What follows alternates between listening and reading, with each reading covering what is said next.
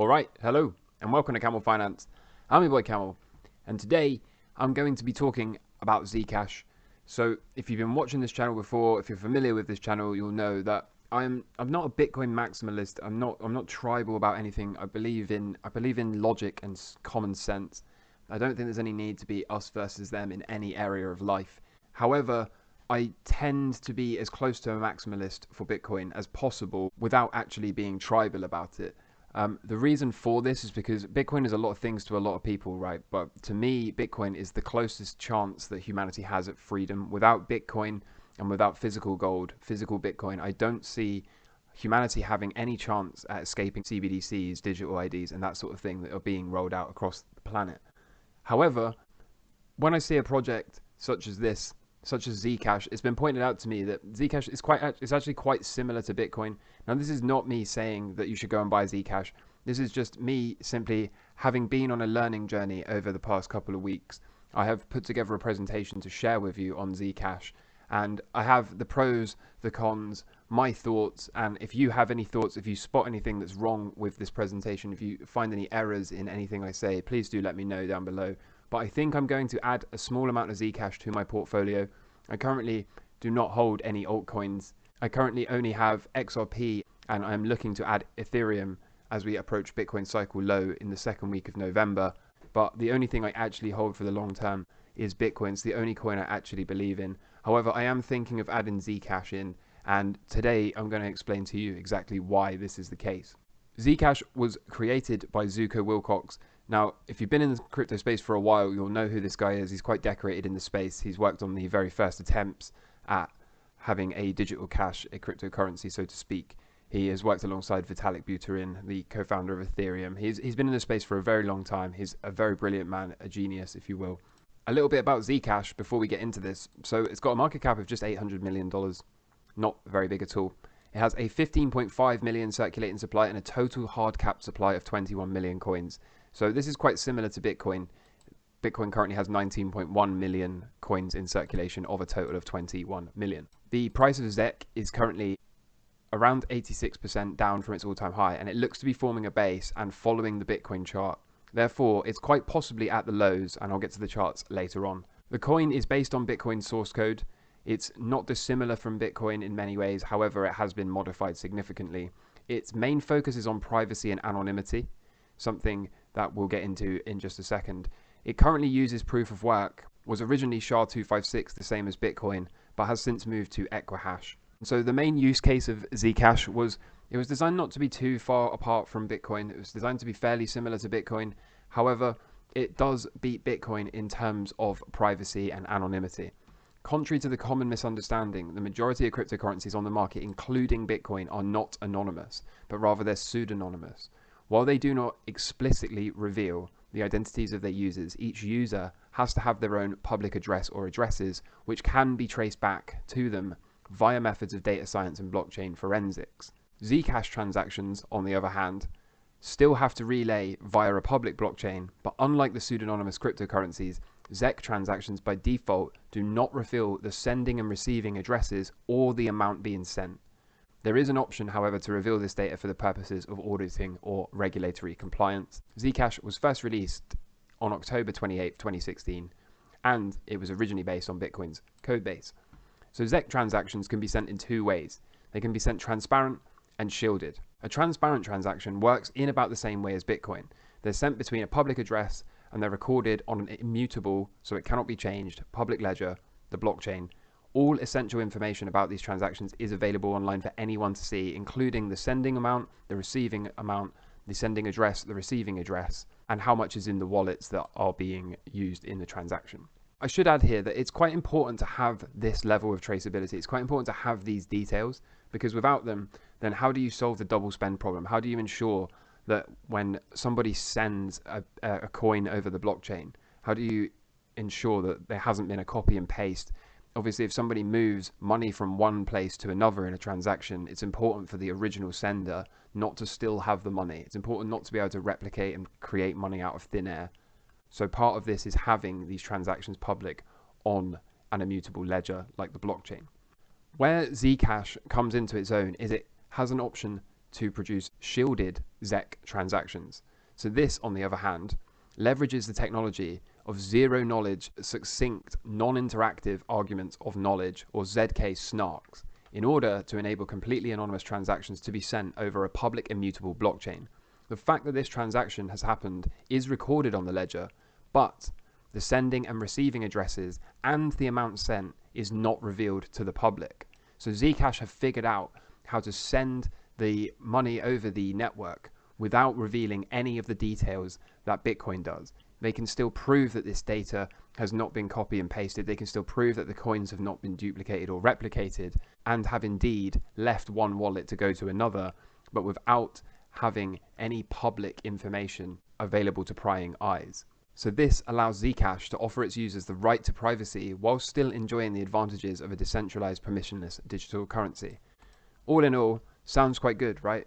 In an age where we are increasingly seeing freedoms taken from us, we are starting to see these CBDCs rolling out, then having something like ZCash, having a coin that gives you total privacy might not be the worst thing in the world, right? It's important to point out for Bitcoin's sake that there are ways to transact with Bitcoin and keep your anonymity. There are ways to get zero KYC'd Bitcoin. There are mixing services available. There are ways to remain entirely anonymous with your Bitcoin. But admittedly, the barrier to entry is incredibly high for this. Perhaps this is something we will see dissolved over time. I know that the Trezor Cold Wallet are integrating a mixing service to make the cryptocurrency more anonymous, to make the Bitcoin transactions more anonymous. And of course, you can and should generate a brand new wallet address for every transaction to prevent people from being able to figure out exactly who owns what Bitcoin. However, like I said, the barrier to entry for this, the amount of technical expertise required, is significantly higher than to simply use ZCash and go for a shielded ZEC transaction. So ZCash, quite a small market cap. It is, however, widely available on a whole heap of exchanges and pairs. As you can see here, just scrolling through CoinMarketCap, you can see that there are plenty of places you can get hold of this token if you should so desire. Zcash's main difference from other privacy-preserving cryptocurrencies is that they use this shielding approach. With a fully shielded Zcash transaction, the sender, recipient, and the amount are fully encrypted and completely private.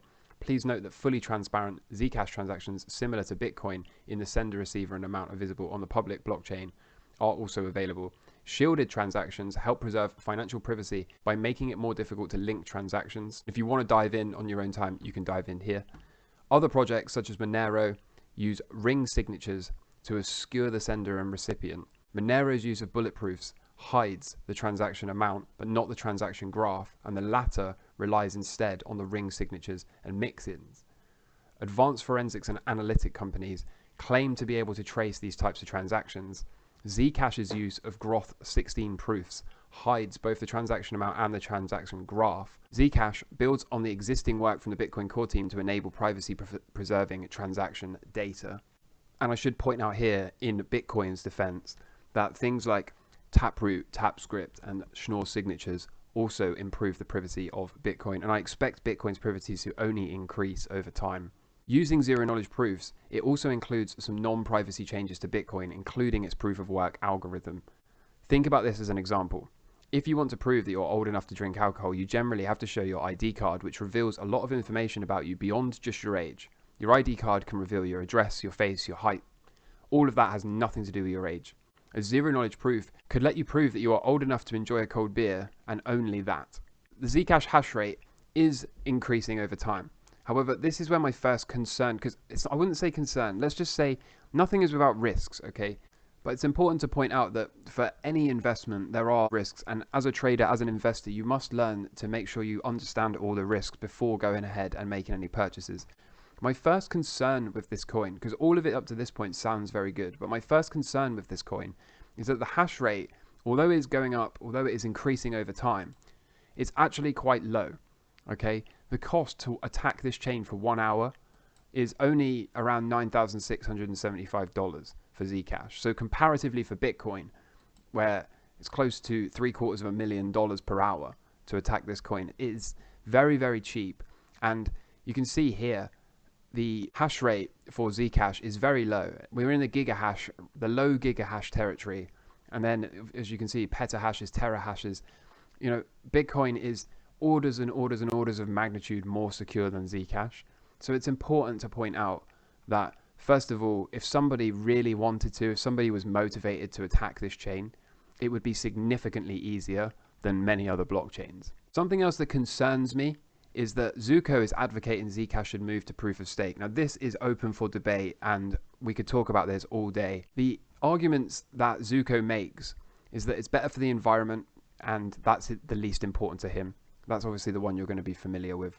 It could eliminate price pressure on ZCash because obviously proof of work miners, when they mine the coins, they have to sell them into the open market in order to pay their electricity bills and running costs. By having a proof of stake, according to Zuko, holders become users, which is of course true. In a proof of work, if you hold any proof of work coins, if you hold any Bitcoin, you're likely not an active user of the Bitcoin network. You likely just hold your coins and store your wealth there. Coin holders would also have a voice. They would be able to vote. It's more decentralized. And the argument he makes here is that the barrier to entry for proof of work mining, especially for ZCash, is so high relative to proof of stake that it would actually be more decentralized, as proof of stake is more open to more people, and more people would be able to get into staking their coins. And lastly, he makes a very good point, although I'm not sure I fully agree with this. And he says that, I've drawn this little crude graph underneath, and the point he makes here is that a lot of people's argument against proof of stake is that the rich get richer. Well, he makes the argument that if you put 1,000 times more money into proof of stake, you'll get out 1,000 times more reward.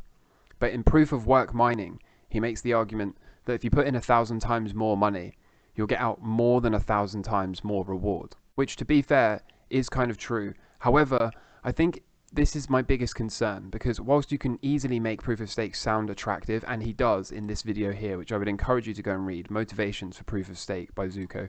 So I'd encourage you to go and watch that. Whilst he makes this all seem very nice and sound very good, my concern is, especially at what we have seen of Ethereum, censoring transactions, the network being completely dominated by a small group of entities. These are real risks, okay? So we're not there at the moment. At the moment, we're still on a proof of work mechanism.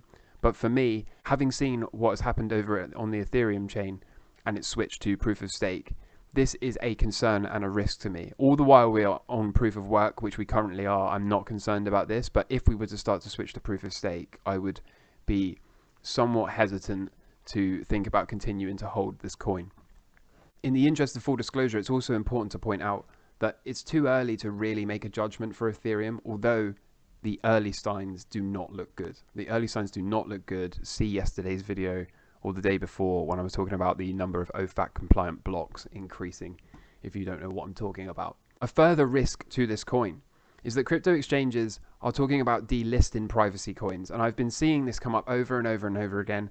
Not much has actually happened for this, but unlike with Bitcoin, which has built too much momentum, too much network effect, is far too decentralized to ever be banned and stopped. It's far too adopted to ever be banned or stopped.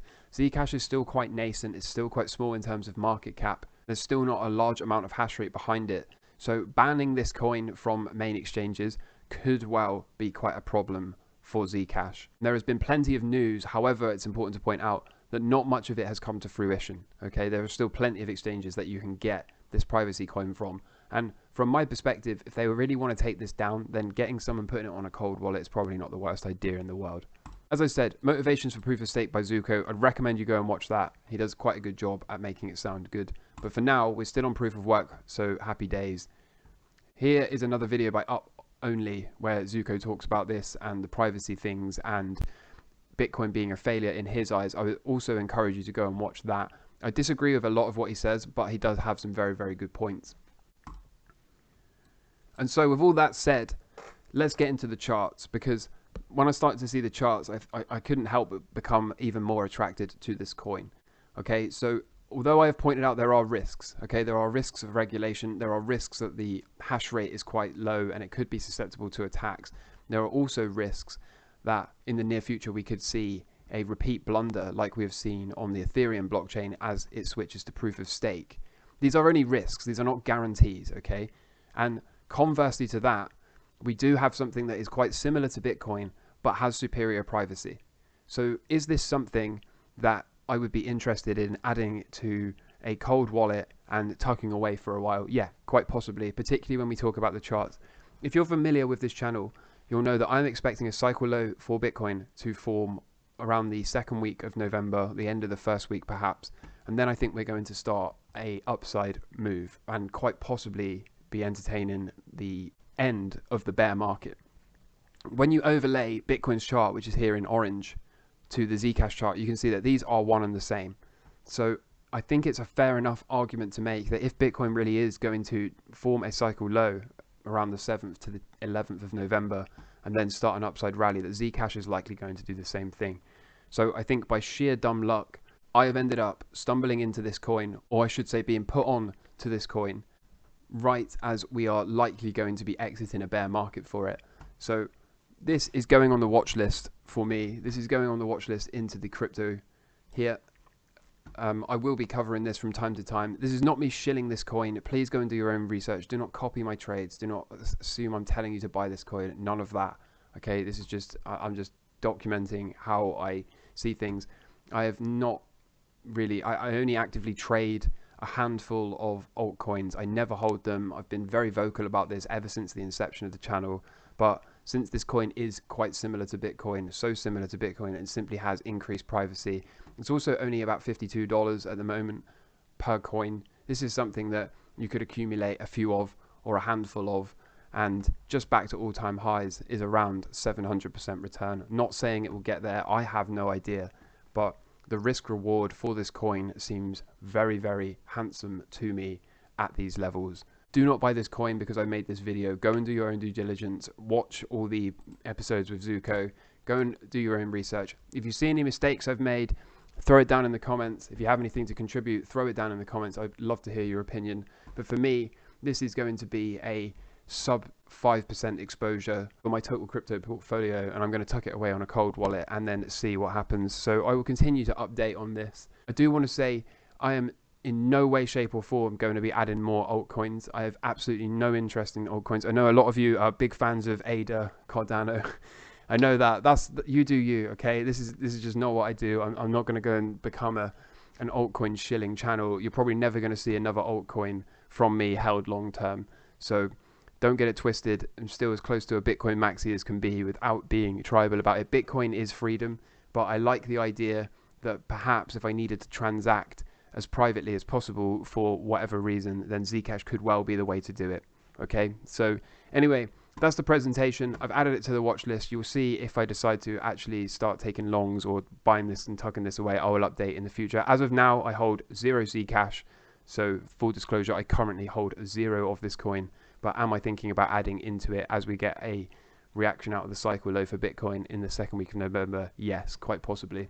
So the good, the bad, the ugly, not without risks as with any crypto. The risks do seem fairly nominal to me, but overall I'm impressed with this coin. Zero knowledge proofs are an incredible revolution in the cryptocurrency space. Having this kind of privacy with a code base similar to Bitcoin has impressed me enough to make a video on it. So normal videos as from tomorrow. If you found value here today, I'd appreciate it if you could drop a like on the channel. Subscribe if you're not already. Turn the notifications on if you want to see how I deal with these markets in real time as a pro swing trader, how I dive into taking positions at the end of the month out of these cycle lows. I've had a few people come and ask me and write to me and say things like, can I explain how I use the cycles? Can I explain how they work? So I'm going to be putting that in tomorrow's video with the technical analysis on the markets. I'll explain why I am confident in saying things like we're going to drop into a cycle low at this date or this week. So I'm going to be explaining that. I'm going to be explaining what I look for in terms of confirmation, why I combine them with trend lines and all of that. So if you want to see that, if you want to see my strategy, so to speak, and how I use it, then make sure you come back tomorrow and check tomorrow's video out. In the meantime, take care, look after yourselves. All the best from me. Cheers. Bye.